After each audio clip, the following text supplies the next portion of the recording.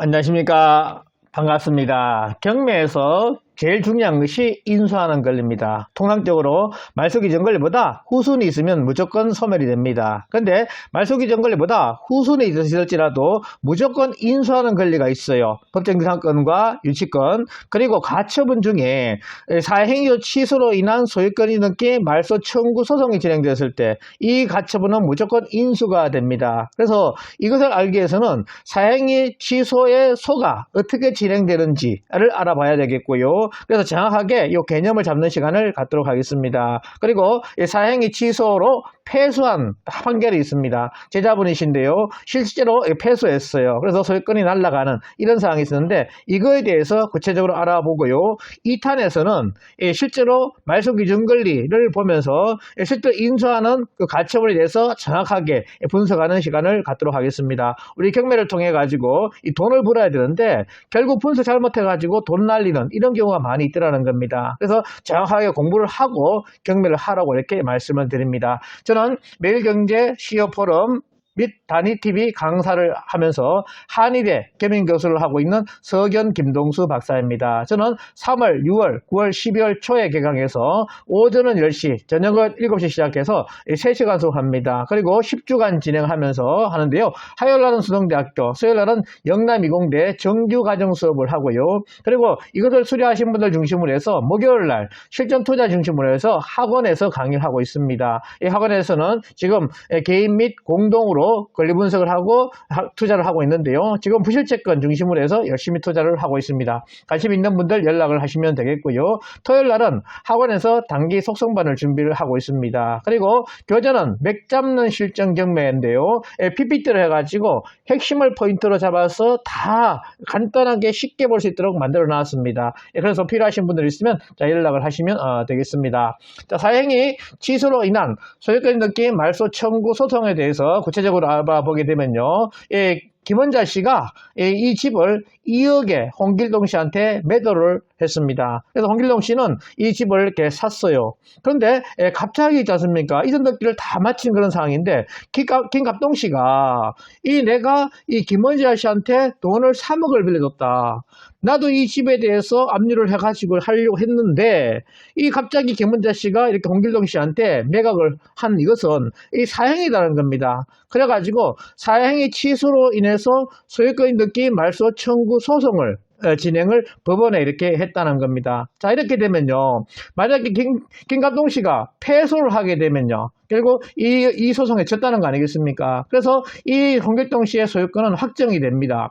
근데 만약에 이 김갑동 씨가 성소를 하게 되면 결국 이 소유권이 이렇게 이 말소가 되면서 원상 회복이 되는 이런 상황이 된다는 겁니다. 그렇게 되면 결국 다시 김갑동 씨는 이 김원자 씨의 이 재산에다가 압류를 넣어 가지고 이렇게 돈을 받아내는 이런 상황이 된다는 거죠. 그래서 김갑동 씨가 원고가 되고요. 그리고 홍길동 씨가 수익자가 되면서 피고가 됩니다. 그러니까 채무자하고 상관없이 이 원고와 채권자죠. 수익자 피고하고의 싸움이 되는 이런 상황이 된다는 거예요. 자, 이렇게 돼서 결국 이 소유권이 회복되는 그런 경우가 발생하게 되면 결국 홍길동 씨는 이 돈 날리는 이런 상황이 된다는 겁니다. 그래서 이 패소냐 성소냐 굉장히 중요한 그런 상황이 됩니다. 그런데 만약에 이 홍길동 씨가 결국 피고가 이기기 위해서는 가장 중요한 것이 악의 여부인데요. 자, 채무자의 법률 행위가 채권자를 해한다는 사실을 몰랐다는 거. 우리가 선이라는 것은 몰랐다는 것이고요. 만약에 이것을 알았다 하는 것은 결국 악의가 되겠습니다. 그래서 이것은 수익자가 누구냐? 홍길동 씨가 이것을 다 증명을 해야 됩니다. 그래서 이 증명하기가 쉽지 않은 이런 상황이 된다는 거예요. 그래서 이 사행위 요건은요.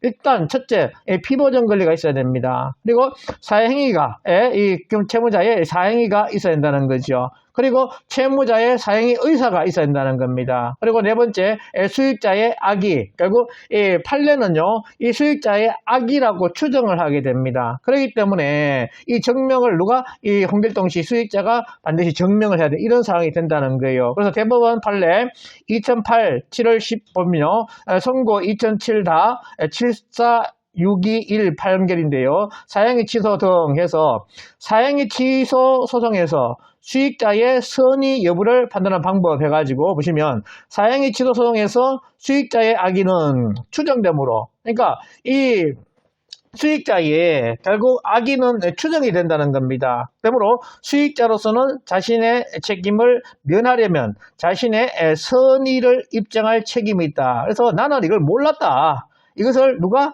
이 수익자가 증명을 해야 되는 상황이라는 겁니다. 그래서 이 경우 수익자의 선의 여부는 채무자와 수익자와의 관계, 그러니까 밀접한 형제 관계다, 가족 관계다, 이렇게 되면 깨질 가능성이 상당히 많다고 보겠죠. 그리고 채무자와 수익자 사이의 처분 행위의 내용과 그에 이르게 된 경위 또는 동기, 그 처분 행위의 거래 조건이 정상적이고 이를 의심할 만한 특별한 사정이 없으며 정상적인 거래 관계임을 뒷받침할 만한 객관적인 자료가 있는지 여부, 그리고 그 처분 행위 이후의 정황 등 여러 사정을 종합적으로 고려하여 논리적 경험적에 의하여 결국 비춰 합리적으로 판단할 것이다. 이렇게 판례가 이렇게 나와 있습니다. 그래서 이것을 보게 되면요, 결국 이 홍길동 씨가 수익자가 이기기 위해서는 기본적으로 반드시 갖춰야 될 것이 뭐냐? 첫째, 이 불특정 금전 채권이 돼야 됩니다. 어떤 대상물에 대한 채권이 되면 안 된다 보시면 되겠고요. 그리고 근저당으로 담보된 채권은 안 됩니다. 근저당 담보 안 된 그런 불특정 채권이 돼야 되고요. 그리고 사행위 이전에 손해배상 채권이 발생을 했어야 됩니다. 그래서 이 거래가 이루어지기 전에 이 강갑동 씨와 김원자 씨의 손해배상 채권 금액이 확정이 되어 있어야지만 되지, 그렇지 않으면 되지 않는다, 이렇게 보시면 되겠습니다. 그리고 네 번째, 채무자가 채무의 변제를 사용했다. 만약에 이 김원자 씨가 2억에 대해서 이 다른 빚을 갚는데 만약에 사용했다.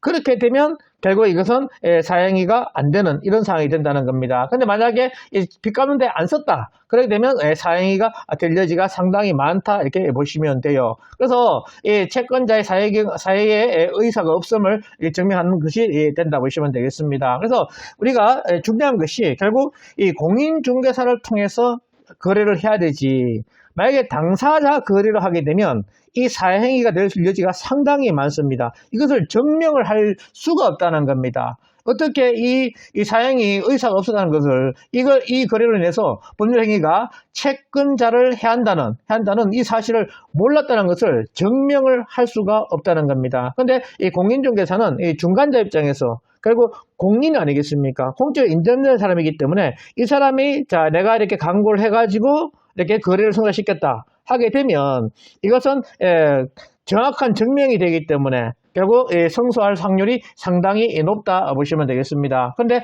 당사자 거래가 되게 되면 이것을 증명할 방법이 없는 이런 상황이 된다는 거예요. 그래서 이 정상적인 거래, 그리고 처분 행위 이후에 정황, 결국 쉽게 말해서 이 돈을 받아가지고 빚 갚는 데 썼다. 그렇게 되면 이 사행위가 깨질 여지가 상당히 많다 보시면 되겠습니다. 그래서 이거에 대해서 실제적인 사례를 들어서 보게 되면요, 제자분이 경험한 겁니다. 1층 상가입니다. 시세가 1억 정도 가는 시세의 상가가 돼요. 그래서 이것을 있지 않습니까? 어떤 장로님께서 갖고 계시는데요, 이 제자분 A가 저한테 강의 들어왔습니다. 근데 제자분이 결국 이분을 소개받고 해서 이것을 상가를 8천만 원에 사라 했는데 제자분이 못 사겠다 이렇게 된 겁니다. 그래가지고 6천만 원에 사는 것으로 합의를 봤어요. 그래서 계약서 작성하고 소유권 이전 등기를 이렇게 마쳤는데, 이렇게 대출을 받으면서 이명계약서 1억 가치 하니까 1억으로 계약서를 써가지고 새마을금고에다가 제출을 했다는 겁니다. 이런 상태에서 5,500만 원 대출을 받았어요. 그래가지고 이 5,500만 원은 이렇게 지급이 됐고요. 그리고 나머지 이제 500만 원이 남았죠. 500만 원은 이 제자 A가 이렇게 통장으로 이 장로님한테 이체를 시켜줬습니다. 그래서 이 거래가 완성된, 그래서 이전 등기까지 마친 이런 상황이었습니다. 그런데 갑자기 있지 않습니까? 이 을이 나타나가지고, 야, 내가 이 3억을 빌려줬는데 내가 이 상가에 대해서 지금 계속 지켜보고 있었다. 너희들 사행이다 해가지고 사행위 취소에 의한 소유권 등기 말소 청구 소송을 을이 A한테 청구를 한 겁니다. 그래서 소송이 진행이 되었어요. 그래서 변호사를 소개해 주겠는데요. 자, 변호사가 1심에서는 이렇게 승소를 했습니다. 그런가 하면 이 상가가 공시지가가 6천만 원 상당이 되었다는 거예요. 그래서 실제 6천만 원 상당의 상가니까 정상적인 거래다. 정상적인 거래다 해가지고 결국 이렇게 1심에서는 이 제자가 승소한 이런 판결을 받았다는 겁니다. 그런데 이 채권자 을이 이 항소를 했어요.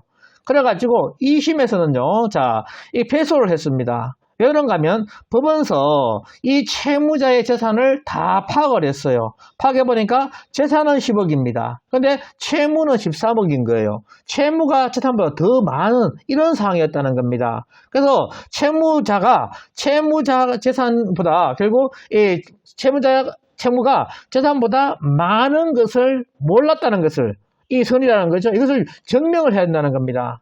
근데 이것을 어떻게 증명을 하겠습니까? 증명이 불가능하죠. 만약에 이때 공인중개사가 이것을 거래시켰다. 그러면 공인중개사가 중간에서 이렇게 정인을 서지 않겠습니까? 그러면 정당한 거래로 이렇게 되어가지고 결국 이렇게 되는데 당사자 거래가 되었다는 겁니다. 서로가 잘 아는 이런 관계라는 거죠. 그래가지고 사행위로 돼서 결국은 이 제자분의 소유권이 날아가는 이런 상황이 발생을 했습니다. 그래서 공인중개사를 통해서 거래하는 것이 굉장히 중요하다.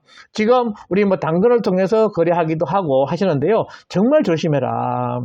이걸 잘못하게 되면 결국 이 사행위로 해가지고 이 소유권이 말소될 수 있는 그런 상황도 발생할 수가 있다는 겁니다. 우리나라 같은 경우는 등기의 공신력을 인정하지 않아요. 그래서 등기가 말소가 되게 되면 결국 뭐냐?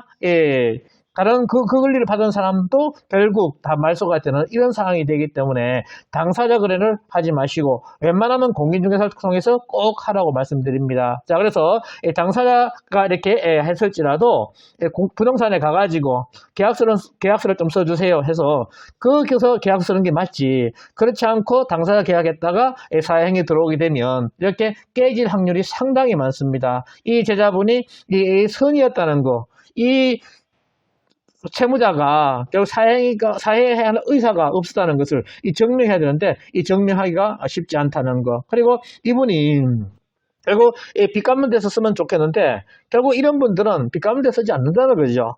그래가지고 결국은 사행위로 해서 진 이런 사례라는 겁니다. 그래서 보시면 1심 판결 즉 피고 김땡땡은 다음과 같이 변경한다. 그래서 1심에서는 성소했지만 변경이 됐다는 겁니다. 별지 목록 제2항 기재부동산에 관하여 피고 김땡땡과 김땡 사이에 체결된 2021년 5월 28일 매매 계약을 5,532만 1,447원의 범위 내에서 취소한다.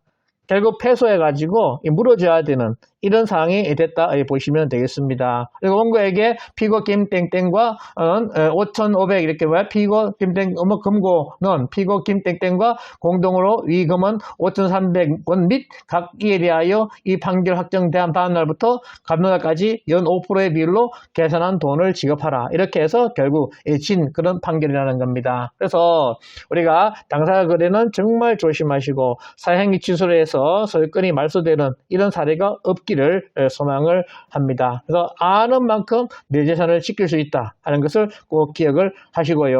2탄에서는 실제로 말소 기준 권리에 대해서 정리를 하고 말소 기준 권리보다 밑에 있더라도 인수하는 이 가처분 두 가지가 있습니다. 이 소유권 다툼의 가처분하고 그 다음에 건물을 철거 소송 들어갈 때 건물에 결국 가처분하는 그런 것이 있습니다. 그거에 대해서 정확하게 2탄에서 알아보는 시간을 갖도록 하겠습니다. 여기까지 강의 들어주셔서 감사합니다. 수고하셨습니다.